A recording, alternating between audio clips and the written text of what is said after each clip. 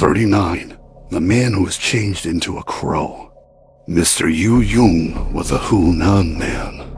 The person who told me his story did not recollect from what department or district he came. His family was very poor, and once, when returning home after failure at the examination, he ran quite out of funds. Being ashamed to beg and feeling uncomfortably hungry, he turned to rest a while in the Wu Wang temple, where he poured out all his sorrows at the feet of the god. His prayers over, he was about to lie down in the outer porch, when suddenly a man took him and led him into the presence of Wu Wang. And then, falling on his knees, said, "Your Majesty, there is a vacancy among the black robes. The appointment might be bestowed on this man." The king assented, and Yu received a suit of black clothes. And when he had put these on, he was changed into a crow and flew away. Outside, he saw a number of fellow crows collected together and immediately joined them, settling with them on the masts of the boats, and imitating them in catching and eating the meat or cakes which the passengers and boatmen on board threw up to them in the air. In a little while, he was no longer hungry, and soaring aloft, alighted on the top of a tree, quite satisfied with his change of condition. 2 or 3 days passed, and the king, now pitying his solitary state, provided him with a very elegant mate whose name was Qing, and who took every opportunity of warning him when he exposed himself too much in search of food. However, he did not pay much attention to this, and one day a soldier shot him in the breast with a crossbow. But luckily, Qing got away with him in her beak, and he was not captured. This enraged the other crows very much, and with their wings they flapped the water into such big waves that all the boats were upset. Sayajuch now procured food and fed her husband. But his wound was a severe one, and by the end of the day he was dead, at which moment he waked, as it were from a dream, and found himself lying in the temple. The people of the place had found Mr. Yu to all appearance dead, and not knowing how he had come by his death, and finding that his body was not quite cold, had set someone to watch him. They now learnt what had happened to him, and making up a purse between them, sent him away home. 3 years afterwards, he was passing by the same spot, and went into worship at the temple, also preparing a quantity of food, and inviting the crows to come down and eat it. He then prayed, saying, "If Qing is among you, let her remain." When the crows had eaten the food, they all flew away. And by Yu returned, having succeeded in obtaining his master's degree. Again he visited Wu Wang's temple, and sacrificed a calf as a feast for the crows. And again he prayed as on the previous occasion. That night he slept on the lake, and just as the candles were lighted and he had sat down, suddenly there was a noise as of birds settling, and lo! Some 20 beautiful young ladies stood before him. "Have you been quite well since we parted?" asked one of them. To which Yu replied that he should like to know whom he had the honor of addressing. "Don't you remember Qing?" said the young lady. And then Yu was overjoyed, and inquired how she had come. "I am now," replied Qing, "a spirit of the Han River, and seldom go back to my old home. But in consequence of what you did on 2 occasions, I have come to see you once more." They then sat talking together like husband and wife reunited after long absence, and Yu proposed that she should return with him on his way south. Qing, however, said she must go west again, and upon this point they could not come to any agreement. Next morning, when Yu waked up, he found himself in a lofty room with 2 large candles burning brightly, and no longer in his own boat. In utter amazement, he arose and asked where he was. "At Hanyang," replied Qing, "my home is your home. Why need you go south?" By and by, when it got lighter, in came a number of serving women with wine, which they placed on a low table on the top of a broad couch. And then husband and wife sat down to drink together. "Where are all my servants?" asked Yu, and when he heard they were still on the boat, he said he was afraid the boat people would not be able to wait. "Never mind," replied Siju Qing. "I have plenty of money, and I'll help you to make it up to them." Yu therefore remained with her, feasting and enjoying himself, and forgetting all about going home. As for the boatmen, when they waked up and found themselves at Hanyang, they were greatly astonished. And, seeing that the servants could find no trace of their missing master, they wished to go about their own business.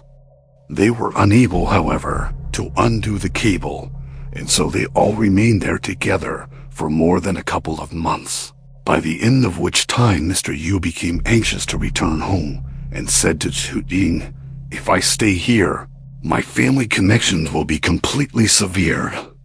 Besides, as we are husband and wife, it is only right that you should pay a visit to my home." "That," replied Skiching, "I cannot do. And even were I able to go, you have a wife there already, and where would you put me? It is better for me to stop where I am, and thus you will have a second family." You said she would be so far off that he could not always be dropping in. Whereupon Sihu Qing produced a black suit and replied, "Here are your old clothes.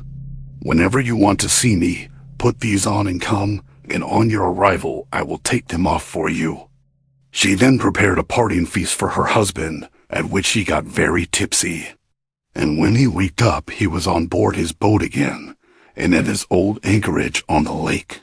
The boatman and his servants were all there, and they looked at one another in mutual amazement. And when they asked Yu where he had been, he hardly knew what to say. By the side of his pillow he discovered a bundle in which were some new clothes Siju Qing had given him, shoes, stockings, etc., and folded up with them was the suit of black.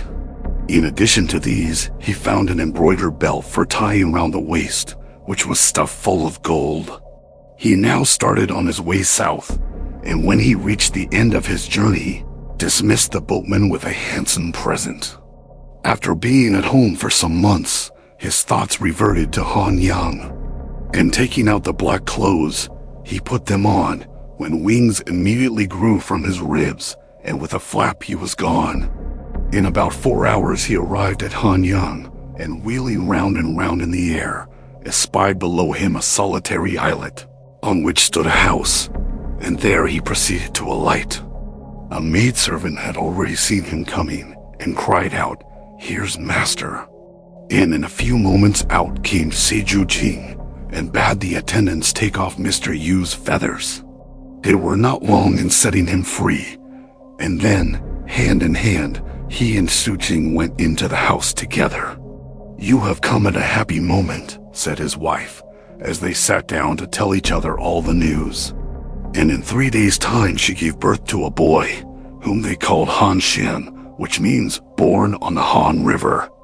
3 days after the event, all the river nymphs came to congratulate them and brought many handsome presents. They were a charming band, not one being over 30 years of age.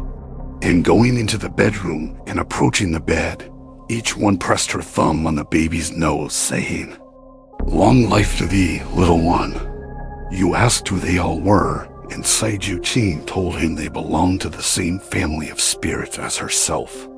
"And the two last of all," said she, "dressed in white like the lily, are the nymphs who gave away their girdles at Hankow."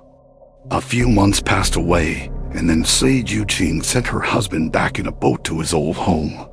No sails or oars were used, but the boat sped along of itself. And at the end of the river journey, there were men waiting with horses to convey him to his own door.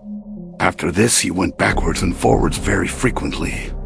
And in time, Han Shen grew up to be a fine boy, the apple of his father's eye. Unhappily, his first wife had no children, and she was extremely anxious to see Han Shan. So Yu communicated this to Siju Qing, who at once packed up a box and sent him back with his father, on the understanding that he was to return in 3 months. However, the other wife became quite as fond of him as if he had been her own child, and 10 months passed without her being able to bear the thought of parting with him. But one day Han Shan was taken violently ill and died, upon which Yu's wife was overwhelmed with grief and wished to die too. Yu then set out for Han Yang to carry the tidings to Senju Qing, and when he arrived, lo, there was Han Shan with his shoes and socks off, lying on the bed. He was greatly rejoiced at this, and asked Senju Qing what it all meant. "Why," replied she, "the term agreed upon by us had long expired, and, as I wanted my boy, I sent for him."